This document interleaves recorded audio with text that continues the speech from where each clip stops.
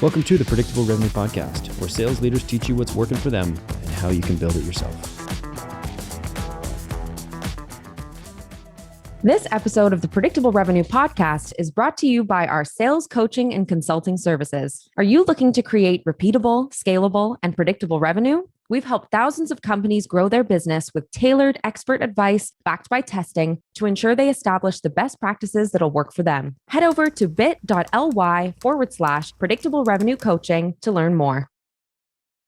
Hi, everybody. Welcome back to another episode of the Predictable Revenue Podcast. We've got an interesting one today that is near and dear to my heart as somebody who grew up through the SDR function and now works in it every single day. And what we're going to talk to you today about is something that's particularly important, but I think often gets overlooked in kind of the overall playbook, the overall things that we teach our SDRs and our sales teams as a whole. But if an SDR and an AE don't have a good relationship, a good working relationship, the whole team is going to miss their goal. So I'm your host, Sarah Hicks, and today on the Predictable Revenue Podcast, I'm going to be chatting with an expert about how SDRs and AEs should build successful working relationships. He's a sales development leader with experience assisting 2 go-to-market teams get acquired for a total of $430 million in the past year. And most recently, he's joined BlueVoyant as the Director of Global Sales Development. Julian Muniz, welcome to the Predictable Revenue Podcast. Thank you. I appreciate it. You got me blushing over here, but I I really appreciate it. I'm super excited to be on this podcast. And yeah, thanks for having me. Happy almost Thanksgiving. Yeah, exactly. Same to you. Yeah, I know. Exactly. Yeah. Awesome. Well, let's dive right into it. Why do you think, Julian, that this topic of the SDR AE relationship is so important? I think, like you said, to start, it's something that's overlooked but crucial, right? And it's something that is always changing. It's something that you can always do a better job of. But when there's buy-in on both sides, it really can lead to, success as an overall company. I've heard so many stories where AEs don't know the benefit of working with an SDR, and then newer SDRs that come into the role that, don't really necessarily know how to work with their AE to get like the best results for themselves as well. But if you look at it from a holistic perspective, when they both come together, it's only going to benefit both sides, right? The AE is going to close deals and the SDR is going to hit their quota and grow their career and, watch the AE grow as well. So I think that's super important. It's honestly something near and dear to my heart because my AE, when I was an SDR, really did help me grow my career. And we had a working relationship where we didn't even say bye to each other at the end of the day. It was kind of just like closed our laptops, walked into the next day, and then just got back to business. So it's something I firsthand experienced. And it's something that I preach to my team for sure. Nice. And I would like to hear a little bit more about some of those kind of mistakes that you've seen and you've heard in these teams that don't get this right or don't put the emphasis or the focus on it like they should. What are kind of the issues or challenges that you see come from that? I think it's all about the buy-in where it's more of like it's more of not knowing the benefits, right? I think that a newer SDR that might be, out of college or hasn't done it before, they come in and they don't understand how important it is. And honestly, like the target account list goes to the SDR and AE in most cases for outbound outreach, and they have to like collaborate on it together. So some of the mistakes is just literally not having that all day working relationship, right? Not meeting frequently once a week, not collaborating on accounts, which is super important. Identifying the right personas to go out to after, identifying the personalization, the SDR not taking initiative to meet with the AE to talk about these things, but also the AE not taking the initiative to want to meet with the SDR to coach them to actually help do this. So I think there's a ton of mistakes that could be made. The opportunity there is just more of like identifying them and working together to be able to identify the accounts, for example, that they might want to go after, the right people, like I said, how to personalize things, how to sit down together and identify all of this and then kind of like collaborate together to be able to book these meetings. I really think that when that doesn't happen, there's just so much mistakes that can happen because the AE is there to sell and they know the product and they know the people and they know what to say and they know what to say in the meetings and exactly how to pivot and, what and a persona selling kind of conversation, what exactly to sell when the SDR might not. But if you work together, the SDR can lead with that. We know what would get their attention, and then the AE is only that much more prepared. So when you pull it all together, it really just leaves a lot of space for, great collaboration and more deals closing. And that was a long-winded answer, so I'm sorry. No, no, that's all good. Well, it's a perfect segue. I think let's dive into kind of the tactical side. We'll speak from each of the different roles perspectives, and then finally from kind of the management perspective as well. But starting off with our SDR. So from the SDR's perspective, what is their responsibility or their job and their kind of half of this collaboration?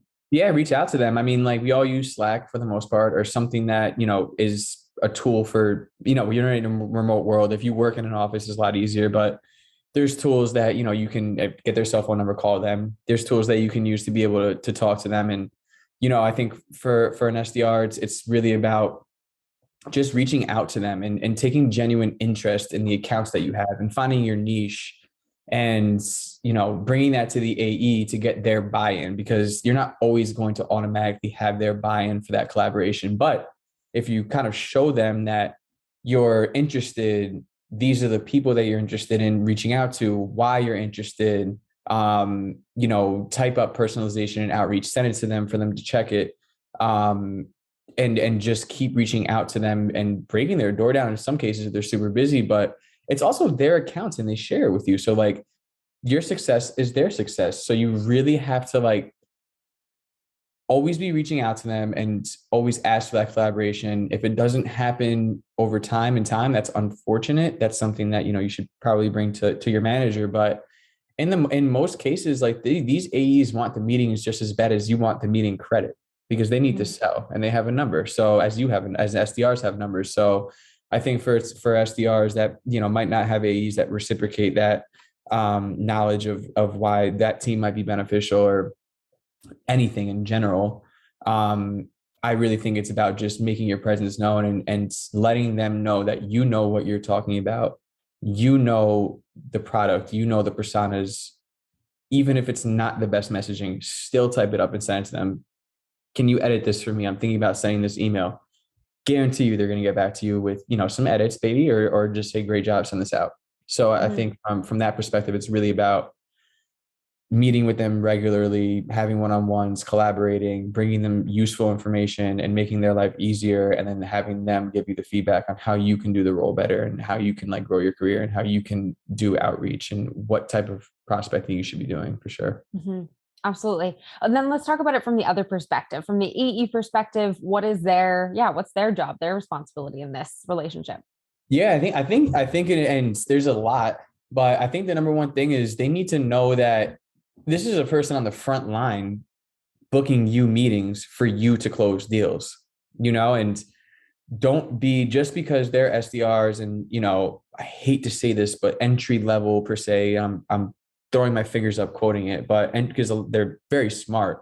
Anybody who can come into a SaaS environment for the most part and be SDRs, they have to be smart. Like, so, they need to coach them on why this is the right account and why this is the right persona.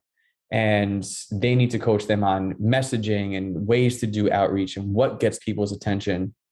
Because at the end of the day, AEs are even though SDRs have managers and then directors and whatever it might be, that's your teammate. That's your mini teammate on a company-wide team, right? Like you need to collaborate with them, but you need to have an open mind to it too and understand and don't get frustrated and help them with messaging and give suggestions and don't act like their boss and act like, you really know the best thing, because there's so much room for collaboration there, which oftentimes gets missed. And career pathing, especially like most SDRs that I've had some move into team lead roles. I've had some move into CSM roles, but I would say for the most part, a lot of the SDRs or BDRs that I've managed, they want to be AEs. So look at them as, you're just mentoring them and helping them out with their career. And, at the end of the day, if they're successful, then you're successful and this person will grow into the next role and everybody wins. But the buy-in from both sides is important. But for an AE, like you need to look at it as, in my opinion, as their coach and somebody who can help them with all this. And when the results come in, it's only going to be beneficial for both. Mm-hmm. Makes sense. And then from a management perspective, so obviously, so in some cases, there's not the same manager for each of these functions. Sometimes, as you mentioned, you've got your SDR manager, it might be someone else that the AE rolls up to, but anybody kind of, whether you're the same manager or you're one of those two managers, how do you think a manager can help facilitate this type of relationship? I would say the best thing to do is make it, like you said, like have it be on paper, right? So what I do is everybody has a target account list. I create a sheet that they can bring to their AE, right? And that goes back to the SDR going to their AE. Bring a sheet that makes you look super prepared, has 10 accounts, right personas. What makes you interested in this account? Why are these the right personas? LinkedIn URL, whatever you might want to put in there, some messaging you might have typed or ready to reach out to these people, and set an hour-long meeting with your AE each week where you go over this sheet and you both collaborate on these emails. And then right afterwards, you send them. And that's something that's tangible, right? Like, because a lot of this is like, oh, you didn't see this person post this about something that's in our space. Why didn't you reach out to them about it? It's like, bring that to your one-on-one. Force something that they can bring to their one-on-ones with their AE that they have to look at, that their AE then has to collaborate with them on.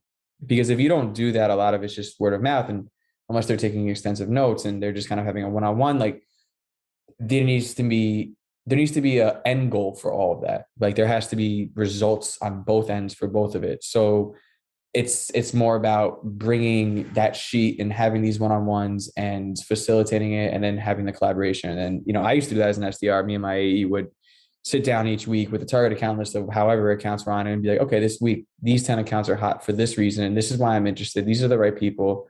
This is their LinkedIn URL. This is what I saw them post on their LinkedIn, or what they have in their LinkedIn bio or under their job descriptions, or anything what they might be interested in, what they're looking for.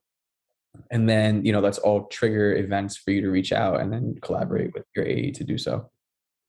Cool. And on the same topic of kind of the SDR AE relationship, I think one of the places that it breaks down, at least from the customer journey perspective, is literally in the handoff, right? Like going from the prospector to the closer, whatever that looks like. So in your experience, both in those roles and then as a go-to-market leader, what is the best way to smooth that transition? The handoff from SDR to AE, that's a great question. It should be buttoned up. There should be set expectations as well before you book a meeting, right? Like, I mean, there are times where you're talking about like this straight, like I booked a meeting to hand off to the AE, right? Yeah. I mean, even if the SDR does like a short meeting themselves, but eventually they've got to, hand it off anywhere in there. It should be buttoned up at that point, especially if you have like the right person, and especially if you guys or girls identified the company together. Like that needs to be buttoned up, right? Like there's so many accounts and so many people that SDRs, PDRs have an outreach, like something's going to happen at one point where, let's be honest, like it's not the right title or something or whatever it might be. And that's a little different. It should be buttoned up. You should pass it. There needs to be notes about it, whether it's in Salesforce or whatever CRM you're using. There should be a follow-up the day before, usually, I would say. If it's in the morning, towards the end of the day, the day before, afternoon, could do same day. Kind of asking if the meeting's still on. Is there anything else I can do for you? Warm it up the most for your AE before you actually pass it. Meaning build a relationship beforehand with them. Be an SDR that actually cares about the persona. Like you don't want the prospect to be like, especially in a SaaS environment, right? Every SaaS company now has SDRs. So they know what an SDR's job is. You don't want it to be kind of like a wonky handoff where it's like, okay, this SDR booked the meeting on the AE is just going to hop on and whatever. So there should be there should be notes in Salesforce about it. There should be a meeting. There should be an email going out beforehand, seeing the meeting still on, asking if there's anything else we can do for them. And, taking it from there. If there's just be super hands-on with the prospect. And then the AE even will go into the meeting even more confident about it. Mm-hmm. But there has to be a fine line too, because there are a lot of meetings that come in if you have a successful SDR team in general. So when the meeting is set, they don't always answer, right? Like they're not always, then they will show up. So it's kind of like you need to do the most you can do to make your AE feel confident going in. That's a great question. Mm-hmm.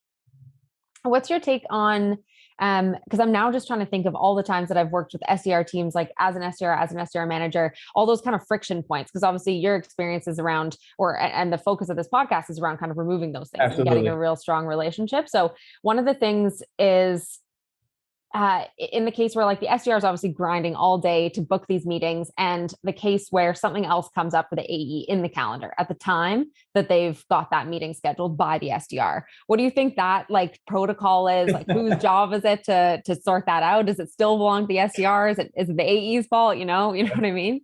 You're giving me PTSD right now. But I think there has to be expectations on both ends. That's a really, really interesting question. I mean, it all does come down to like priorities. And yes, like AEs are responsible for closing revenue for sure. So if there's for example, like a meeting that already happened and is further down the sales pipeline, and they want to meet at the same time as a new meeting, like sure, like they should take the meeting, right? Like it's closed revenue. Like we need to close revenue. But also, there's a lot of things you can do, right? Like another AE should be willing to help out and take that first meeting and then give the notes. And I just want to be completely transparent, right? Like the AE that was supposed to hop on the call had another meeting that he or she had to attend. I'm going to walk you through the platform, and that's fine. And that's happened to me because I demo plenty of platforms where AEs might be busy and they have somebody else step in, and it's perfectly fine. And I understand that, the other AE is going to be my main go-to point, but this person's helping out. Mm-hmm.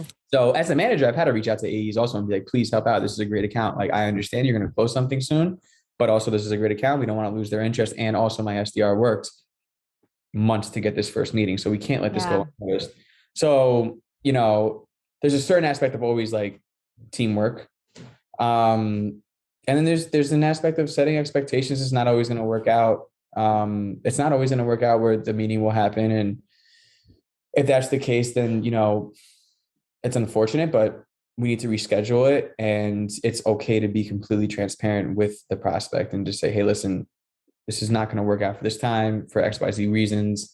Can we reschedule to tomorrow, next week, whatever it is? But it's a super interesting topic that you bring up because it does happen, especially if you have a successful team, because if you're booking back-to-back meetings, something's going to come up during the day that take more priority, right? So I think it's about understanding and hearing both sides of why, taking a step back and analyzing it, seeing if there's an outcome where the meeting could happen. And if it doesn't, what's the next best step? Mm-hmm. But there's no reason to get, there's no reason at the end of the day to get any type of like, there's always a positive outcome if you can figure it out. So there's no reason to get, like mad about it or anything, but it's a very interesting topic for sure, because it does happen. I battle with that a lot for sure. Mm-hmm. Yeah. As a manager, then you have to step in though at most of the times, because you have to be like, your SDR's numbers are under you and you want them and you want to see them be successful, but it does happen. Mm-hmm. Yeah. I like what you're saying about sort of the manager stepping in and saying like, look, how do we make this happen? And it becomes sort of everyone on the team's responsibility to allow it to happen or to ensure that it happens. Because I think sometimes it sort of does get the ball gets like tossed back into the SDR's court, and it's kind of like, oh, I can't make this. Can you reschedule? And it's like, oh, well, I mean, sometimes if you're scheduling from a cold call, you had like a 1 second window to get that meeting scheduled, and the likelihood that you go back to them and you're like, so remember when we talked earlier, can we not do it at that time? So yeah, I like what you say about kind of the collaborative spirit that goes beyond just the SDR to AE, but it's the other AEs, the manager, like everyone's sort of got a hand in making sure that meeting happens. Absolutely. And if you're working for a SaaS company that isn't, huge, and your SDR team is limited and your AE team as well, and you want to make revenue and you want these new meetings to come in, then you have to work as a team in total. Right. And I think I think to the last point on this, it's all about like working top to bottom. And it's like, okay, the AE has an issue at that time. So what's the next step? Is there another AE available? Yes, no. Can the SDR run a discovery call, then schedule something else afterwards? Can we reach out to the prospect? How do we do that? Like, is there somebody who can step in? And then like, you always want to have a positive outcome from it. And that's honestly my thoughts on it. It's a interesting conversation. It happens more than people think. So yeah, absolutely. Which is hey, listen, it's called a rich man's problem, or a rich man or woman's problem. You have too many meetings on the calendar, and that means that's a clear sign you're doing something right, but it also sucks for the SDR. Yeah, for sure. And kind of on the same logistical kind of vein, something that I've experienced talking with a whole bunch of different companies now is there's sort of there used to be with the SDR AE model, this kind of really clear handoff and when it happened. It used to be like the SDR, when they've confirmed right type of person, right type of company, handoff happens. And now there's kind of varying shades of gray in that. Like some companies are still following that model. Some companies require like full BANT qualification, if not more, from their SDRs before it belongs to the AE and before it's like a real accepted opportunity. Yep. Even when the AE has sometimes been involved in the conversation for like 2-3 calls, it's still not a full handoff. So where do you kind of stand on that? Like where does the SDR's job end and the AE pick it up and run with it? This is the biggest topic in sales development, by the way, like easily. There's never, it's easily the biggest topic. From an outbound perspective, I believe in empowering your SDRs to have the most knowledge before they start doing outreach on the right personas, why we're reaching out to them, what messaging made them interested, why is the timing right? I don't believe in BANT or discovery calls on an outbound perspective. What I've seen happen is we would book outbound meetings. We would book an outbound discovery call, hop on the discovery call. The SDR would ask the discovery call questions, which is already a 20-minute meeting, then try to schedule a meeting with an AE who would then hop on that meeting and ask the same questions that the SDR asked. And it's like, what's like, that's slowing down the deal cycle. It's slowing down, it's slowing down the deal cycle. That's actually all it's slowing down. So when it comes to an outbound perspective, if you want to use BANT as an example, like, I don't necessarily believe that we need to go through all of that to know why we're reaching out. And I think that as soon as we have the meeting, as a go-to-market leader, as a SDR manager, as a director, you need to empower your team to know why I reached out to this person, to know why the timing's right, to know why this company is right. And there's nothing like, you wanted the meeting, we booked the meeting, now sell it. Which is it's so straightforward, and a lot of VPs of sales might listen to this and come find me, but it is my belief. And it's worked, and I've seen it work. It might be overwhelming, and there's always special use cases, right? Where, like we just said, we're scheduling and anything like that, like an SDR might have to take the first meeting or whatever it might be, or we may have a senior SDR step in, a team lead step in. But I do believe it's really, especially how hard it is to book meetings these days, it really is just the SDR's job to get this person's attention and empower them to, before we do get this person's attention, of why. And that already is the use case right there. It's like, no, this is not a target account. Y'all identified it to be a target account. Yeah. I got the meeting, and now you're telling me like I have to go meet with them again to figure out why they wanted to meet. It just doesn't make sense. Yeah. From an inbound perspective, different, right? Like they did the form fill. In most cases, they might type Y, and on the form fill, they wanted a meeting.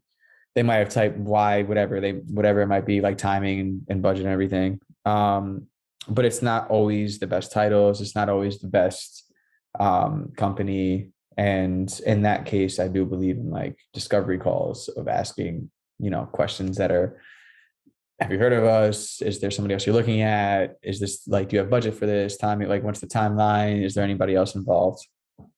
I do believe in more of like deep diving into inbounds for sure. Mm-hmm. Yeah, I think you hit the nail on the head with the part that's so crucial for outbound is like the degree of pre-qualification. You can't, if somebody's literally just being tasked with like, go for it, go figure it out on your own. Yep. Anyone you think can work, you target them. Then maybe you need to have some sort of conversation to figure out if they're the right people. But yeah, I would agree that like a scalable outbound function requires leadership to be giving direction. Absolutely. There. And Absolutely. That should remove that need for that really tight extra qualification that happens after. Absolutely. And it's also a morale thing, right? It's tough. It's a tough job. Like there's no getting around that. if I'm an SDR and I work 3 months to get an account and get a meeting, and I'm being told like, oh, to go have another meeting and figure out why they wanted the meeting, I'm like, I would be, and that's also time consuming. They're not spending their time doing their actual day job when they're doing that. But I would be, I would be upset, it wouldn't be, it's like, what's the point? Yeah. So, and I think it's going to add friction to that customer journey that we're talking about absolutely. smoothing, especially like your example where the questions are often being repeated because they are kind of the same conversation, like the initial discovery conversation. Then maybe people say it's deeper discovery, but in reality, it's a lot of the same line of questioning. And one of the things that we share we just updated the predictable revenue methodology and shared a new edition. And one of the things we've said in the old one and the new one that I think people are forgetting these days is that outbound is a completely different type of opportunity from an inbound opportunity. Like you can't go out towards outbound people and find all those people that have their hand up ready to buy. That's not what the point is. The point is find the person with the pain, find someone who has the type of company, type of project who could need your services. 5% of those will convert in the next 3 months, but 95% of them need nurturing. And Absolutely. It's not the SDR whose job that is. It's not their job to negotiate, persuade, make the person free up the budget and then get them to buy. So you can't really expect them to have BANT qualification, because how can somebody have budget when if I just called you today and I was like, Julian, would you like to buy? And you'd be like, oh, even if it's very interesting, there's a whole process that has to happen here. And then I would potentially go to my manager and say, well, like, but budget's not literally allocated today. Oh, is that not an opportunity? Right. Absolutely. Yeah. We are so aligned on that. And it is a huge conversation, but right. Like we're outbound cold calling. How do we know right now? It could be something someone's interested in seeing. Like I take calls with AEs with new sales enablement tools just to see what it is sometimes. Mm-hmm. So how when you manage an SDR team, and like you said, they're doing this outbound outreach, they don't know. They just know this is a target account. They have to book the meeting. Like it's that simple. So it's overcomplicated. Like making things for your SDR team the easiest it can be for them to book meetings and have meetings completed will A, grow their career so much, and B, you'll hit your numbers. Mm-hmm. And sorry, go ahead. No, go ahead. No, go ahead. I was going to say, and I think that's a big misconception, but go ahead. Sorry. No. I was just going to say, I think it's a perfect place to wrap things up and give people, if there's SDRs, AEs, sales leaders listening to this call right now, what are the first steps that they should go out and take to build this relationship to get kind of on the right path for this stuff? So SDR, first thing the SDR should do. First thing for the SDR is figure out, look at the target account list, figure out what's important to you, meet with your AE regularly, bring a sheet. It doesn't have to be the same thing. Make things very tangible where they can't run away from it. Like, this is the accounts that I want to focus on this week. This is why, etc. I said it before. I don't want to sound repetitive. And then for an AE is listen, because these people, like SDRs, are very smart. If they're hungry and willing to do so, they will have something to say, and you guys can both guys and girls can collaborate together, and it's only going to benefit both sides. So the first thing on both ends is for SDRs to bring something tangible to their AE each week, and their one-on-one. Don't sit there and just say, oh, this account was cool because of this. Bring something that's tangible. And then AEs listen and help them, because they will learn that motion of what to say, why to say it, when to say it, and they will carry that. And then eventually you will have something that's special. I think the other end of it is something we can wrap up with this. I think the other end of it is something that's unspoken, like get to know them as a person too. Grab drinks with them, meet up with them, have Zoom drinks with them. If it's something that's, you don't have an office that's, you guys are all in there, get to know them on a personal level. It goes far, far beyond work. And that's really something special that people don't do also, because we're all human beings at the end of the day. You do your job with this person, and you have to spend most of your day depending on the other. At least have fun with it and get to know each other in the meantime, for sure. Yeah, I think that's a great point. And even my experience as an SDR, same thing. Like if I hadn't had some of those strong personal friendships with those AEs, I Absolutely. wouldn't have felt as inclined to like essentially work my ass off to get them a full pipeline, because I wanted them to look back and say like, wow, she's doing a great job. And then on the other side, they wanted to work my opportunities the best they could so that they closed and all of that stuff, because they knew I was comped on that and they wanted to show me that they were reciprocating. So Absolutely. couldn't agree I was more. an SDR 4 years ago and grabbed drinks with my AE last week. So Nice. build that, and down the line, stay in touch, and things they help each other out always. Amazing. Well, if people want to learn more from you, Julian, I know you guys are hiring, right? I Right am now? hiring. I'm hiring a lot too. So if anybody's hearing this and would love to get into a rocket ship company, build something special with me from the ground up, and be part of something that I truly and a product that I truly believe is something that will be amazing, like please reach out to me on LinkedIn. Shameless plug, but yeah, reach out to me. We will at least have a conversation. Yeah, amazing. Which roles are Globally you also. hiring for? Oh, Excuse me. which roles? I'm hiring for a SDR manager in the US, senior SDRs in the US, SDRs in the US, and then SDRs in EMEA, and globally, honestly, APAC as well. So Cool. everywhere. If there's somewhere, I am hiring for it right now. My boss Amazing. listened to it and he's going to be like, thank God you said that. So thank you for teeing me up for that one. Yeah, of course. No, we've got plenty of listeners in all of those places. And I know tons of aspiring SDRs and SDRs looking to grow their careers often engage with our stuff and on our live stream. So any of you guys listening right now, please feel free to reach out to Julian directly, or if you feel nervous, I'll make an intro for you. Don't worry. You can reach out to me and I'll make that introduction. But if people want to learn more just about your company and in general, where's the best place to do that as well? The website, and also YouTube, and then our LinkedIn account, of course. And if not me, just reach out to me. Perfect. Cool. Well, thank you so much, Julian, for joining us on this episode of the Predictable Revenue Podcast. It was such a pleasure having you. Thank you for having me. Enjoyed this conversation, and I hope that anyone who listens took something from it. And yeah, thanks again. Yeah, me too. And thank you all of you guys for joining us for another episode of the Predictable Revenue Podcast. Please, if you haven't already, hit that subscribe button on YouTube so that you can get notified each week when we have wonderful guests like Julian join us to talk about all the nitty-gritty when it comes to sales development, business, all that kind of stuff. We will catch you next time.